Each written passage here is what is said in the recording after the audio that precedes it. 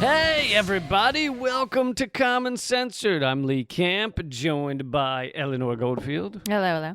This is the show where we talk censored stories and people, sensible solutions, and common ground movements to fight and build. And sometimes other stuff.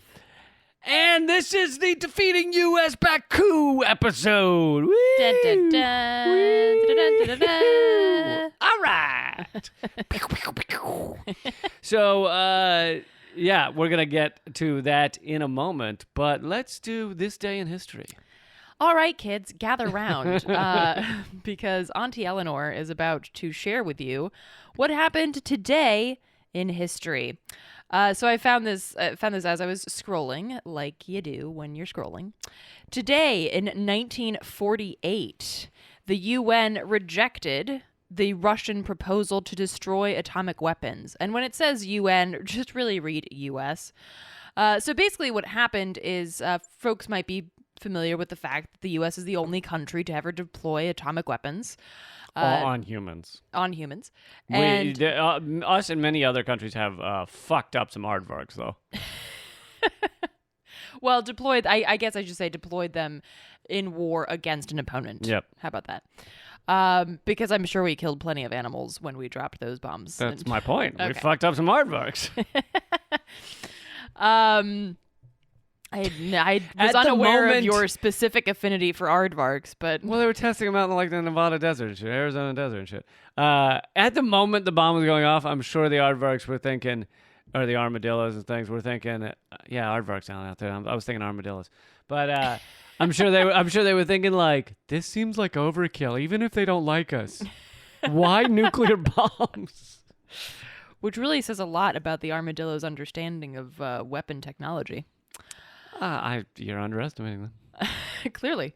So basically, after that happened, this kind of launched, so to speak, After Hiroshima and Nagasaki. Yes, yeah. the arms race. And in early 1946, the U.S. proposed the formation of the United Nations Atomic Energy Commission, which sounds good, right? And the point of the commission was to establish an international control over the spread and development of nuclear weapons and technology. That sounds great, right? The only problem is just like a lot of things like, like the right to work laws and things like that. It sounds good when it isn't. So this was put forward by a guy named Bernard Baruch, who was a trusted advisor and to U.S. presidents, plural. And he basically was totally anti-Russia, was terrified of them, the boogie man. And his proposal was basically announcing that the U.S. was going to maintain all of its nuclear weapons, but it wanted a monopoly. And so basically it was like, so we're going to keep all of our shit, but we want to make sure that every other country in the world has nothing, no programs, no, not even like, not even like the Catholic sin of thinking about a nuclear weapon, right? You have, but we're going to keep ours. So just shut up. Don't ask. Fuck you. We have all the guns and nobody's allowed to have guns except us. We have all of them. And so then the Soviet Union countered and was like, okay, that's some bullshit. We're rejecting that. But then they put up another plan that was basically a plan to ban all nuclear weapons on the entire planet. And then in 1948, on this day, the U.S. vis-a-vis the UN was like, no. And that was today in history. Here we are, 30 seconds to midnight or whatever it is on the nuclear clock, meaning we are basically as close to nuclear annihilation as we've ever been. And here's probably one of the biggest untold stories of the Trump administration, because it doesn't fit with the talking points, is that Trump, who has been really adversarial to Russia, if you actually look at his actions. I know they love to go, oh, he's Putin's puppet. If you actually look at his actions of the Trump administration, very adversarial to Russia, far worse than Obama was, and has pulled out of multiple arms treaties that Russia was a big fan of. Things that limit nuclear weapons and stuff like that. But now normally, if you had an actual legitimate like left-wing party in America that was, getting any media time, then they would say, this is horrible, what a warmonger, he's going to cause nuclear Armageddon. He's going to get us killed. This is crazy. But instead, you just have the Democrats who are like, well, we've been acting like quietly that he's in Putin's pocket. And so if we talk about him pulling out of these arms deals, that's makes us actually look bad. That's actually against Russia. Yeah. And so it actually doesn't fit with the kind of false version of Trump we've created. So we're just not going to say anything about that. We're gonna put that in our back pocket. Yeah, and so the next time that somebody says some claptrap bullshit about Russia is the aggressor, I mean there are a myriad of things that you can point to, i.e. that Russia doesn't have any military bases outside of its own country. It does have 10, but they're all in former Soviet bloc countries. I'm sorry. That's my bad. Is it China that doesn't have? China, no, China has like 1. China right? has 1. Russia has 10, and I believe those might just be the only country. Well, Britain's obviously got some. The only right, like the Falkland Islands or something. Yeah, those might be the only countries that we're quote unquote enemies with that have any military bases outside. Okay, of my bad. borders. Russia has 10. That's compared to 1,000. That's my bad. So the next time that somebody comes up to you with that bullshit that Russia's the aggressor, you can point out 10 is a smaller number than 1,000.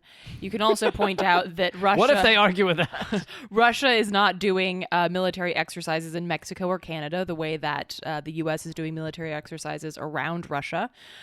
Including in Sweden, which is fucking stupid, and I'm very angry at Sweden for that, among other things, but that's a different tangent. Also, you can point out that there is a pretty rich history of Russia being like, hey, can we just not with the whole nuclear war thing? For instance, today in history, I feel like we need a little tune for that. We do. Someone. A little jingle. You're the musician. Put your jingle hat on. So today in history, October 21st, 1948, you can point out that the U.S. vis-a-vis the UN fucking kiboshed Russia's, then the Soviet Union's suggestion that we ban on all nuclear weapons. So the more you know. Okay, I don't feel like we harmonized well. No. Okay, so I was trying to find your pitch, but I don't know that. I don't know that I had one. Wait, do you have to have a pitch? I don't have a pitch. All right, so for those of you listeners who have seen some of our other stuff, like our live stream last... we didn't. We actually didn't have the results as of the live stream last weekend, but I've done live streams on YouTube that you can watch about Bolivia has defeated the U.S.-backed coup from a year ago at the ballot box. Dun, da, da, da, da, da, da, da. So I want to, but even if you've seen my video on this, I want to give more detail, more information, get deeper into it. And one thing I'd like to point out is, which I think I saw someone else say on Twitter, is that isn't it nice that Bolivia had the option to get rid of their oligarchs via the ballot box? We here in the U.S. don't seem to have that option. We have 2 corporate parties running the show. And so there really is no vote that's against the oligarchy, except for third parties that are, not allowed on every ballot, not allowed on the mainstream media, etc. Yeah, there is no vote against U.S. imperialism in the ballot box. So Bolivia was able to do something that we can't do. But okay, let's get into some of the details here. This is from the Glenn Greenwald's Intercept article. Glenn Greenwald, the Intercept has some problems sometimes, but Glenn Greenwald generally does great work. Headline, Bolivians return Evo Morales' party to power 1 year after a U.S. applauded coup. Now, some people have been hesitant to say U.S.-backed coup because it's not like we sent troops, but much of it was very applauded by us. Much of it was done by a seeming U.S. coup playbook. And there are some connections as to where some of these people trained and stuff, but it's not like our troops were on the ground. So was this School of the Americas again? I think they were somehow involved. But, which is now called something else. I think it's called Z. No, just kidding. No, wait, that's Blackwater. That's Blackwater. I'm just kidding. But they always change. I think it's called Fun Time for Kids. They always change it to something where you'll never know that it's what it does. But okay, so here, let's start with Glenn Greenwald's article. In November 2019, Bolivia's 3-term president, Evo Morales, was forced under threat of police and military violence to flee Mexico. So for those of you who think that it wasn't a coup, it was just an election that he lost, no. He was forced to flee to Mexico on the threat of violence. I'm going to continue reading. Just weeks after he was declared the winner of the October presidential election that would have sent him to a 4th term. Installed in his place was an unelected right-wing coup regime led by self-declared interim president Janine Áñez, who promptly presided over a military massacre that killed dozens of Morales' indigenous supporters and then granted immunity to all the soldiers involved. So yeah, this was basically a military coup with the far right wing. Well, let's see. I think. By the way, it's WITSEC, the Western Hemisphere Institute for Security Cooperation. Oh, that's the new name of School of the Americas. Yeah. When you're accused of like just horrible crimes against humanity, if you just change your name, everyone's fine with it. Which is totally what happens. Again, like you noted, Blackwater is now Z, or is it? It's now something else. Now they're on to Academy, I believe. Oh, for fuck's sake, spelled with an I. Yes. Fuck you, not you. But so basically, Evo Morales, running for his 4th term last year, won. He still won the election. The argument was just whether he had won over 50% and would require a runoff.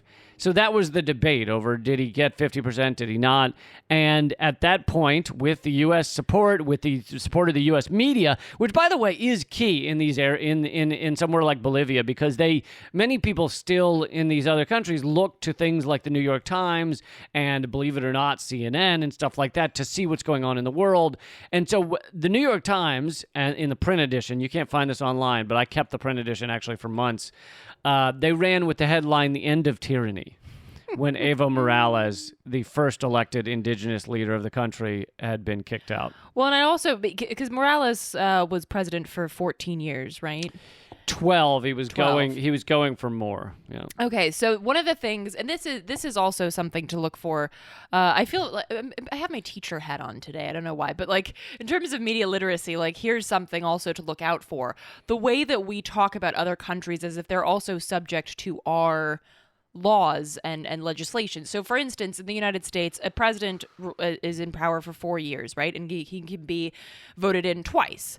And so the way that people were talking about Morales was that if he somehow had like ruled longer than he was allowed to, even though they don't have the same constitution as we do, stating that a president can only be in power for 8 years. Right. He secured judicial permission to seek a 4th term, despite their former term limits provision.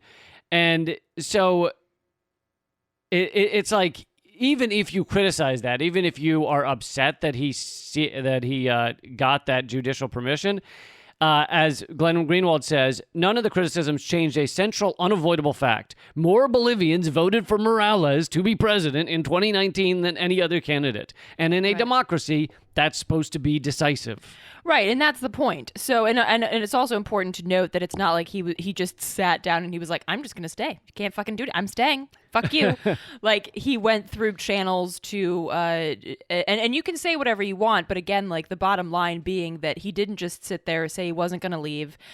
He went through channels that were available based on his own country's constitution, which, by the way, was relatively recently just completely rewritten. So they have a new constitution that is based on the demands and the will of the people. Now, hold on. Constitutions are forever. Forever. And they're always wonderful, right?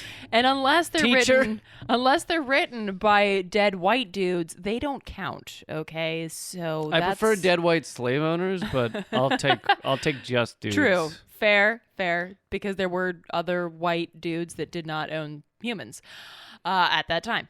So, yeah. So it's important to note that that when we're talking about any sort of president or the leader of a country, the way that the U.S. talks about these leaders and labels them dictators or what have you is oftentimes what they'll oftentimes try to do is they'll try to use our Constitution, the U.S. Constitution, which, by the way, is the only Constitution in the Western and I believe in the industrialized world that has never been rewritten. Right. Yeah. So they'll oftentimes use that old ass fucking Constitution to dictate that this person is wrong in their country that is obviously not subject to our fucking old Constitution. Well, so that's another point to look at in terms of media literacy. And similarly, something I'll get to in a minute is how our view of democracy seems to change depending on which country it is or which leader it is. But let me give a little more information. the Áñez regime, so this is a far-right regime. By the way, when they stormed into the Capitol building, they brought a giant Bible the size of, like a Mini Cooper into the building and held it up.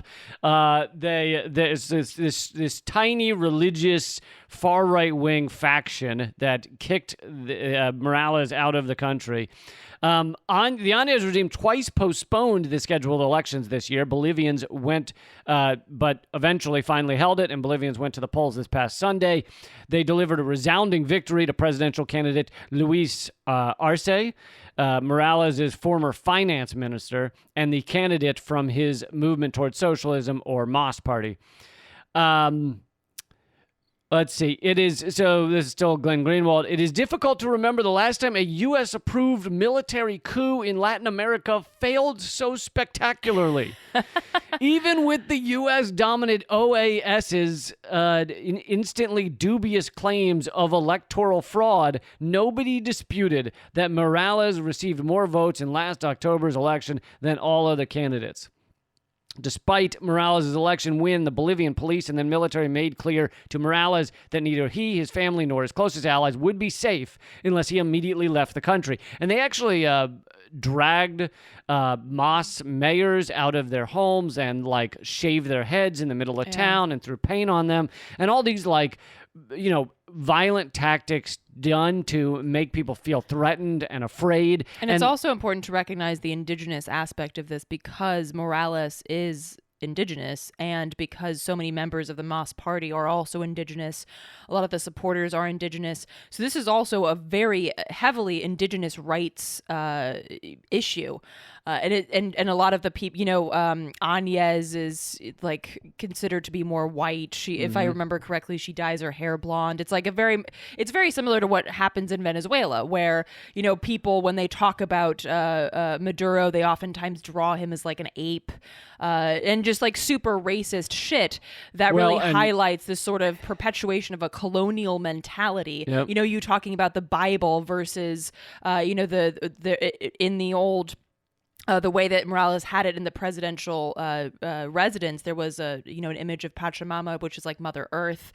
They pulled that down, and instead it was the Bible and Jesus and all of this colonialist bullshit, which is just further asserting the right of the colonial, imperialist, capitalist dictator. And actually, if you take a photo of the opposition supporters in Venezuela, the ones that are pro-coup, the ones that meet with Americans and are funded by Americans, if you take a photo of that group and you hold it up next to a photo of Maduro and his administration and, the former Chavez administration, there's a clear skin color difference. The Maduro side is darker skin color because they are, come from indigenous people, and the Juan Guaido side is much lighter skinned. Juan Guaido is a bit of an exception, and he was picked for that reason because his skin is slightly darker. But Juan Guaido famously does not like to be called Venezuelan. He calls himself Spanish.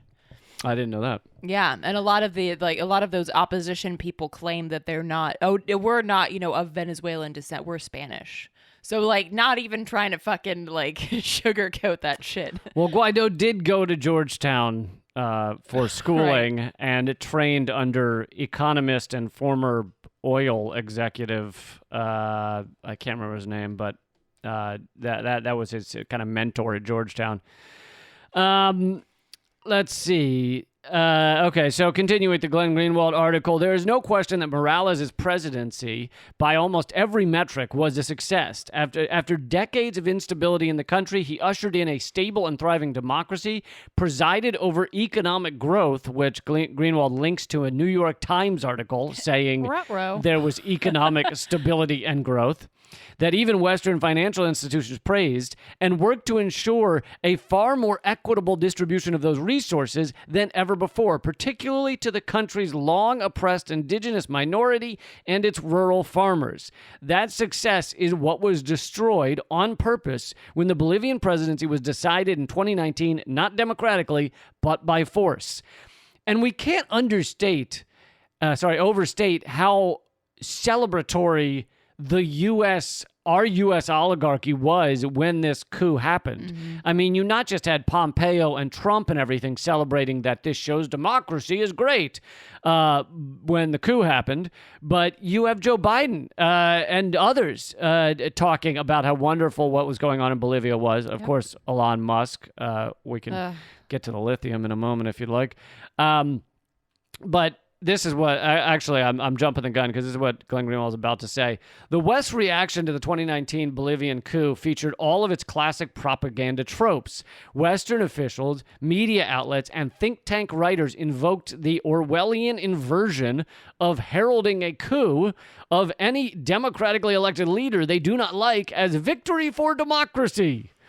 In this warped formula, it is not the U.S.-supported coup plotters, but the overthrown, democratically elected leader who is the threat to democracy. Right, and I always, and here's another point, like, notice how they talk about Morales and how they talk about Maduro, but Macron, who, by the way, one of our listeners, Nicholas, who lives in Paris, sent me information and video showing that the yellow vests are still out and still protesting. So Macron, who's been protested basically since he fucking slithered his way into office, the U.S. media always talks about him like, oh, President Macron. Meanwhile, you got Maduro, who they just have big fucking parades for him, and a huge part of that is, of course, because they want to make it clear to the U.S. and to the other countries that no, we actually want this guy. So you've got one guy who's consistently battered by his constituents, which is Macron, versus someone like Maduro. And then Maduro's the dictator and Macron is the president. And yet they are both technically in the office of president. Right. But that's how they're discussed. So a lot of people, this was actually an interesting point that someone made on Twitter. They're like, I think a lot of people don't even realize that Maduro is a president. They think that he is some sort of... They think there aren't elections. Right. Because that's never even fucking mentioned. The only time elections are mentioned, for instance, with Venezuela back in 2018, was, oh, the election's a farce. It was a fucking mess. Meanwhile, international election observers were like, no, this is actually pretty good. Maybe the U.S. could learn something here. Shut up. Well, and even the people that, let's say the opposition voters, people who like the opposition, who live in Venezuela and don't like Maduro. So these are anti-Maduro people in Venezuela. Even they are like, yeah, the opposition is a shit show. It's a bunch of fucking idiots acting like they all represent the opposition and they don't get together. And so even though I'm impersonating them, even though I hate Maduro, blah, blah, blah, the opposition wouldn't win these elections because they don't have any support, general support. And they don't have anything to come with. I mean, this is why, you mentioned some of the things that happened under the Mas Party, where even the United States was forced to say, hey, that's pretty good economic policy. People actually being lifted out of poverty, people actually having access to basic human rights and everyday needs.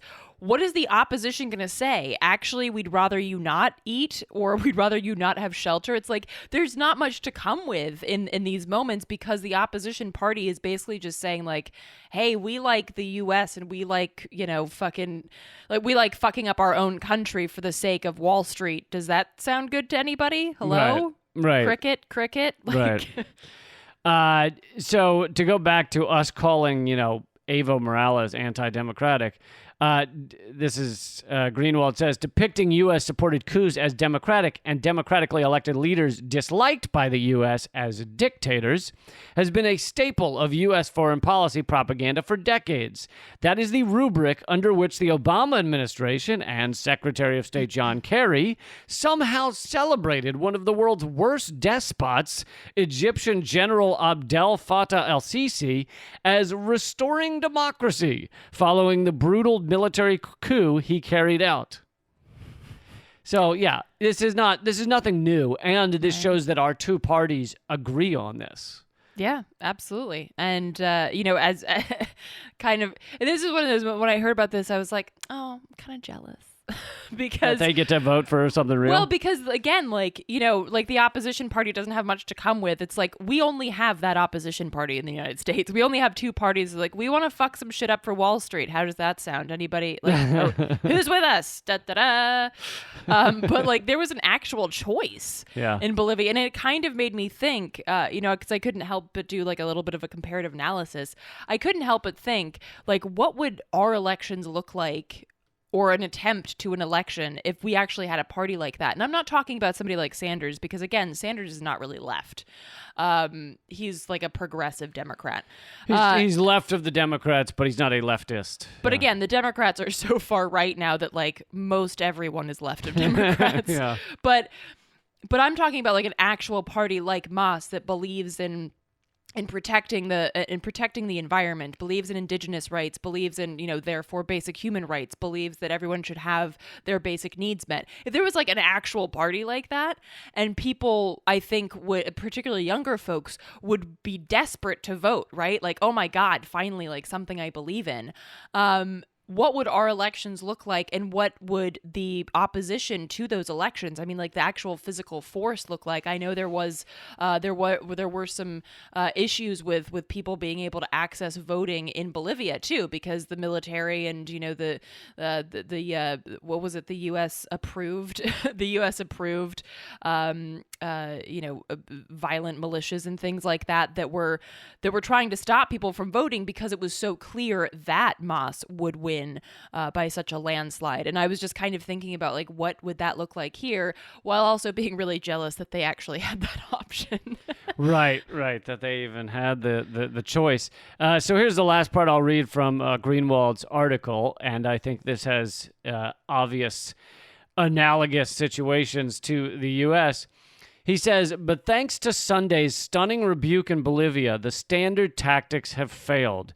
Ever since Morales' election victory a year ago, almost exactly a year ago, Bolivians never stopped marching, protesting, risking their liberty and their lives, even in the middle of a pandemic, to demand their rights of democracy and self-governance. Leading up to this election, the coup regime and right-wing factions in the military were menacingly vowing that they would do anything to prevent the return to power of Morales' party. Right, and I think there was also, I mean, the elections were postponed, right? Multiple times. Yep. So because they saw the polls. Right. Yep. So this is, again, like, this is really an important thing to note, that the power, great that they've had that option of the Mas party, but they didn't have that option because the powers that be were like, we think you should have an option that's actually for human rights. Yeah. That option has only ever existed, not just in Bolivia, but anywhere. That option has only ever existed because people have pushed desperately for that option. And I think that, while I'm jealous of that there, I recognize that the United States is a different place entirely. And I don't want to get off on like the electoral politics tangent too much, but I do not think that our power lies in fighting for a party like Mas. I think that our power lies in fighting for the demands that are part of, like a Mas party, but not working so hard on necessarily building that party, but working hard on making it politically untenable to ignore the demands and the rights of the people here. And something else that is not in Greenwald's article is the important role that exit polls played in all of this. The exit polls are widely viewed as legitimate in that country. And after the polls closed, the ballot places, the ballot areas that were collecting ballots closed. You saw exit polls on Bolivian television, mainstream media, showing that MAS had won a resounding victory. Now, the ballots were still being counted, but this meant that you couldn't just come out, the government couldn't just come out and say, oh, well, we counted the ballots and we won really easily. Sorry, guys. They couldn't do that because the exit polls were too clear that, even if the exit polls were off by a couple of percentage points, they weren't going to be off by some crazy amount. And in the U.S., because our system is so rigged, depending on which area you're in, which city you're in, whether it's the primaries, whether it's the general, the number of people that have been suppressed, thrown off the rolls, interstate cross-check, et cetera, et cetera, et cetera. Because of all those things, our exit polls are often not matching up with the machine results. Which is why we don't do them anymore. And so now we're getting close to abandoning all exit polls. Even as of the last election, 2016, the only remaining exit poll firm is called Edison Research. They did all of America's exit polling, and even they said that they matched the machine, made the machine results match with the exit polling, which is the opposite of exit polling. Right. That's not an exit poll. That's not an exit poll. But in order for them to do that, they had to wait for the machine results to come out, which means, so let's say Virginia says, okay, 8 p.m. polls close. At 8 p.m., they would release exit polls that were not matched with the machine results because they didn't yet have the machine results. Then they'd get the machine results and alter theirs to fit the machine results. But luckily, there was still that window. Sometimes it was a half hour. Sometimes it was an hour window where you could get the legitimate exit polls that had not been matched to the machines. And they showed a lot of problems. And so because the U.S., our ruling elite realized this is bad, or we're not matching up with the exit polls, now several of the media organizations, which are the ones that fund Edison Research, have pulled out their backing. So Associated Press, which, by the way, is a big pro-coup organization, AP is one of the first and often the loudest, saying like, oh, a coup in Bolivia was legitimate, or this latest democracy was, election was not legitimate. Anyway, the AP pulled out their support of Edison Research, claiming they were going to do their own exit polls. Fox News said they were going to do their own exit polls. So now you've got this, yes, you've got more people doing exit polls, but they're going to be from garbage like Fox News, propaganda outlets doing exit polls. And so I can't stress this enough. In other countries, exit polls are done well, and they are legit. And if the election is more than 2 points or even up to 4 points off from the exit polls, then it's fraudulent. In the U.S., we act like, oh, whoops, those exit polls don't matter. They must have got it wrong. Right. In the U.S., we're like, we don't like those exit polls, so we're just going to stop using them. Meh. Those don't meh.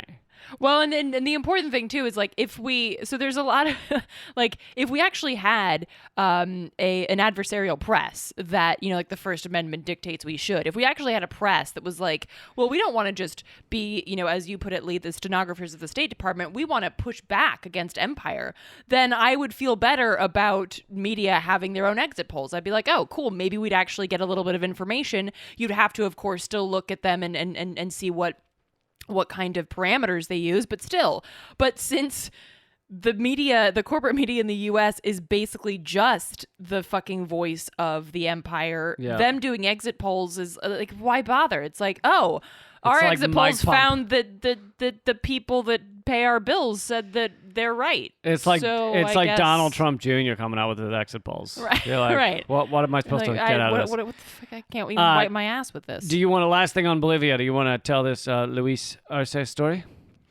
I'm all for telling stories these days.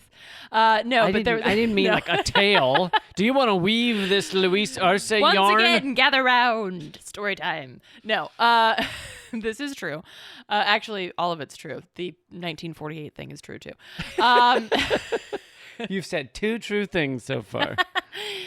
So this is a story that I got from Popular Resistance called "America Has No Allies, Only Hostages. Too true. So this is another point that is important to note when we're talking about why the U.S. does and backs these sort of coups and backs the quote unquote opposition, is because Luis Arce explained that soon after being elected that he plans on reopening relations with Cuba, Iran, and Venezuela, and is happy to sit down with China and Russia too. And I can just see like people on K Street here in the U.S. and like people in Congress just having like minor like little strokes Yeah. as soon as they read that. And that the article points They're out going to be talking to people? like they're going to be talking to Iran. Arce expressed a willingness to, quote, open the door to all countries. The only requirement is that they respect us and respect our sovereignty, nothing more. All countries, no matter the size, who want a relationship with Bolivia, the only requirement is that we respect each other as equals. If that is so, we have no problem.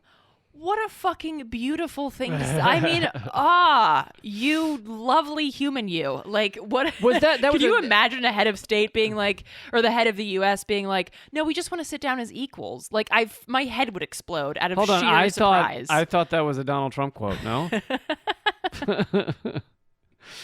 Okay, some quick notes before we get to the next story. Please, if you feel like you're getting $1 of content from our show each week or Which more, you know you are. go over to patreon.com/commoncensored. Keep the show rolling. We have no ads, no sponsors other than you. We know these are tough times, so I get why some people have canceled their Patreon tier membership, but it would, if for those of you that are not struggling, obviously if you're struggling, please do not give. But if you're struggling, if you aren't struggling, go over to patreon.com/commoncensored. Give what you can, basically. Give what you can and keep the show rolling.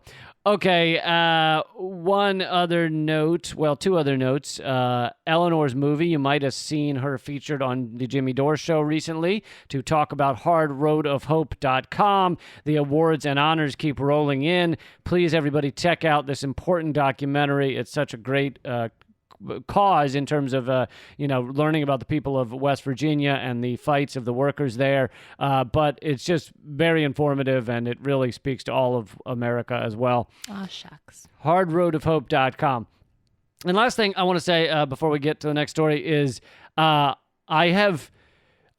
YouTube channel, Redacted Tonight, has been suppressed into oblivion. It's almost dead. It's on life support in a gutter on the side of the road. If you think you're a member, subscribed for free, obviously, at youtube.com/redacted tonight. You may be, but you are not being shown the videos usually, and if you are, they're not then recommending another Redacted Tonight video. They're trying to send you off to other things. So I'm not being recommended to anybody. Anyway, I'm not trying to create a sob story. I'm just saying that is the reason, because this channel is just about done, that I have created a new YouTube channel, and many of you don't know that you're not members or subscribed to the new YouTube channel. It is free, but I would love it if you would take 2 seconds, just go over to youtube.com/momentofclarity, click subscribe, click the little bell icon. That's all you got to do to join my new channel, which is less suppressed. I think it will remain that way for a while. And I'd really love to have you guys subscribe over there. I've started putting out a new series called Point Being, and it is slightly different than Moment of Clarity. Moment of Clarity is me just going through breaking news, but Point Being is more written rants, and so I'd love for you to head on over there. Okay, Indeed. So let's get to at least one more story here. What would you like? What you feeling? Well, since we're on the Indigenous tip, I wanted to share this information. The Indigenous Women Leaders have warned global financial companies to stop support for tar sands oil. So coming up, people might be, hearing about, so you might be seeing, like, if you scroll through Instagram or Twitter, like, oh, there's some mutterings happening about this pipeline or that pipeline. Some key financial, which, by the way, this is something that has not stopped or slowed down due to COVID. The dirty energy industry. Why is that so hard to say? The dirty energy industry has been going full force, is still, heavily subsidized by the government, not just of the United States, but of Canada too. And that's important just because a lot of these pipeline projects deal with, for instance, the tar sands fields. I don't know what's going on with me. The tar sand fields in Alberta, Canada, for instance. So it's important that we recognize that there's a lot of cross collaboration between our government and that of Canada. Oh, yeah. Because corporations don't see nations. Exactly. They don't need passports to fuck up the climate. So Indigenous women leaders have come together to basically write an open letter to financial institutions, in particular those behind the Keystone XL, Line 3, and the Trans Mountain pipelines, because there are big financial decisions looming for these three projects in particular. And these projects will cover hundreds of miles and basically definitely result in extreme climate destruction, not to mention human rights abuses that we see with all of these dirty energy projects, increased cases of cancer, the fact that people can't live on their land anymore, in particular Indigenous peoples, Black and Brown communities and Indigenous communities are always the first on the chop block in these quote unquote sacrifice zones that we saw this, for instance, quite clearly with the Dakota Access Pipeline. It was supposed to go rather close to Bismarck, North Dakota, but then they realized that, oh shit, Bismarck is predominantly white. We can't put it there. So they were like, oh, there's some indigenous people over there. Let's just fucking put it through their land. Right. And it's not just from like a ha-ha fuck indigenous viewpoint. They do that because they know they have less political power. Right. They know that they're going to get far less pushback from actual politicians who have, a role in the state Senate or the state, legislature. And so if they go through an indigenous land or often a Black or Brown community, they know that there's not a lot of power there politically that can actually risk these projects. Right, absolutely. And from that perspective, it is kind of ha-ha fuck Indigenous people because they have less political power by design, of course. Right. So Indigenous women leaders basically wrote an open letter that said that, the importance of not financially backing these projects, and couched within the letter is a clear point that like, hey, we're watching you. And, we know our tactics have, and they don't expressly say this, but in my reading, it felt very clear that there was like, hey, we want to make the point in an open letter that sounds, very like sort of calm and collected, that you shouldn't back these projects, but know that these Indigenous women leaders have thousands of people behind them and that are willing to fight to protect the land, air, and water and the people that will be oppressed by these projects. So this is basically, again, it's TC Energy's Keystone XL pipeline, Enbridge Line 3, and the Trans Mountain pipeline, which is predominantly the Canadian government's pipeline. And the open letter basically demands that these institutions cut ties with all tar sands projects and companies. And the letter outlines the many risks and impacts that the fossil fuel industry, specifically tar sands, has caused in Indigenous communities, not least of all rural Indigenous communities that are put at a higher risk, not just for COVID in these times, but increased sexual violence and trafficking. If folks are familiar with man camps, the issue of murdered and missing Indigenous women and girls is a big issue that is directly linked to the propagation of fossil fuel projects around the U.S. and Canada. I feel like the term man caves is going to ruin man caves for people because it's going to sound like there's like sexual assault going on in the man cave. To be honest, man caves are like so gross. Oh, I mean, they're lame. They're silly and lame. Right. To me, a lot of them are kind of juvenile. I suppose it depends on what you put in there, but I just think like someone could have a man cave, and it doesn't mean they're sexually trafficking. No, I know, women. I know. I'm just saying if we got, I'm saying if we also got rid of man caves, I think that the world would also be a better place. And, to circle back to the financial issue, and this is something that that you can share with people who don't have a soul, who only care about the all economic... your soulless friends. Right. All the soulless people that you know that like totally lack empathy and their eyes are dead and everything. You can share this point with them that this spring, the tar sands industry, along with, a lot of other fossil fuel industries, hit an all-time low, producing barrels of oil at a loss. Woohoo! So this is a particular important point for... Exxon was dropped from the Dow Jones. Yeah. Ooh, yeah. This is a point to really highlight in terms of the fact, like, literally these industries would not be operating at all if it weren't for the fact that the governments of the United States and Canada and others subsidize them to the tunes of billions of dollars, and don't subsidize renewables at all, and if they do, it's very, very small. So this is another point that's highlighted in this open letter, but also something that's important to bring up, that even if you just care about the economy and you are completely soulless, it's also just not a good idea that, there either. So folks can read the open letter. It was put out by the Women's Earth and Climate Action Network. We can, and folks can look that up online if you'd like to share it or read it. And can I just squeeze this COVID story in here? I feel like I feel like it's important. So people are still running around with these, a lot of idiocy is running rampant on COVID-19, and there's a lot of shock doctrine definitely going on. There are the oligarchs, the ruling elite will use a pandemic just like they'll use natural disasters to achieve their aims, such as giving $4.25 trillion to Wall Street, et cetera, but that doesn't change the fact that this pandemic is real and it's killing a lot of people. More and more people know someone who has either gotten very ill or died from it. I know I do, and I think that a lot of people out there are starting to realize that they're somehow connected to someone.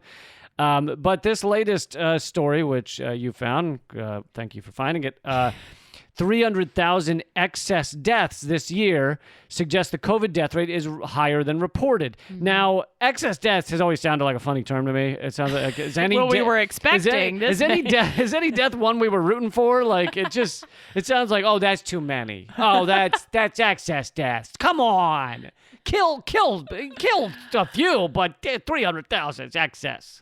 It's too much.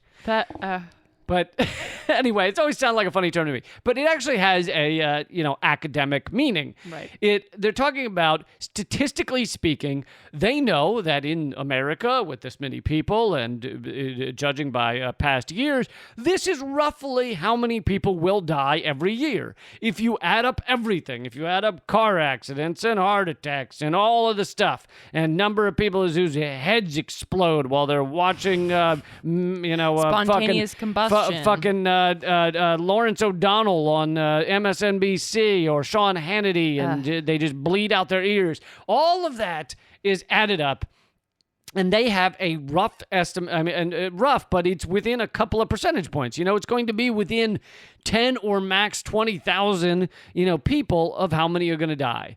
And they now know that this year so far, there has been 300,000 excess deaths than a normal year. Now, we know that the number of people they say have died from COVID-19 is 200, something like 220 or something. Maybe you can look it up. But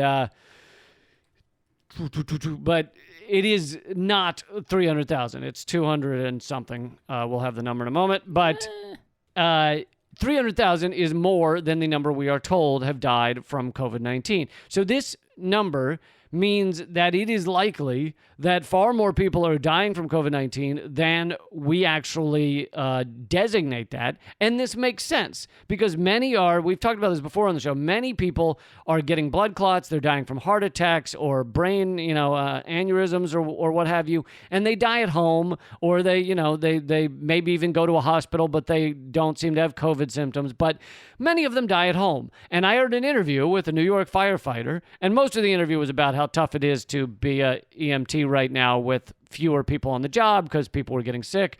But one of the things she mentioned is that we're dealing with 5 times the number of heart attacks than we've normally dealt with this time of year. And ever since then, I was like, oh, more people are dying from this than we're being told. Right, and yes, to your point, it's more than 200,000 people at this point who have died of COVID. So I think it's like 220. Right, but that's the thing. It's like there's that's an extra 100,000, or let's say to be 80,000. There's an extra 80,000 people, and again, to your point, Lee, 221,000. To your point, that's that's people that we know of, that 220,000 people, that's people that we know definitely died of COVID. And just another point here is that the US is not testing people to the extent that other nations are testing people. And you certainly don't, not testing people once they die, if they die of something that doesn't seem to be related to COVID. So, yeah. Yeah. So anyway, everybody be safe. When you're around people, wear masks. Don't go to restaurants. But hope you're doing okay, though. Obviously, I don't like seeing people suffer in all the other ways that people are suffering, such as losing jobs and being stuck at home and not seeing other human beings. All of that is rough as well, and I certainly understand that. But there are other ways to deal with this pandemic. Many countries are doing it. They're getting through it better. They're getting through it with community and helping each other, and we could be doing that. So maybe U.S. is learning a terrible lesson right now. Okay, we are headed over to patreon.com/commoncensored to do 10 to 15 extra minutes for all the members over there. We'd love for you to join us. Patreon.com/commoncensored. Also, my new series, my new web series called Point Being, there's 2 episodes already up, is at youtube.com/momentofclarity. Please click subscribe. You can also get them all at leecamp.com. And check out Eleanor's movie, hardroadofhope.com, and all of Eleanor's work at artkillingapathy.com. Anything else? I think you got it. Keep fighting. Act out.